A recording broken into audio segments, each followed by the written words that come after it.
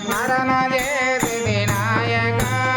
పరమ భక్తుల పూజ దొరవని స్మరణ చేసి వినాయక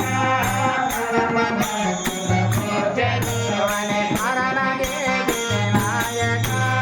పరమ భక్తుల పూజ దొరవని స్మరణ చేసి వినాయక పరమ భక్తుల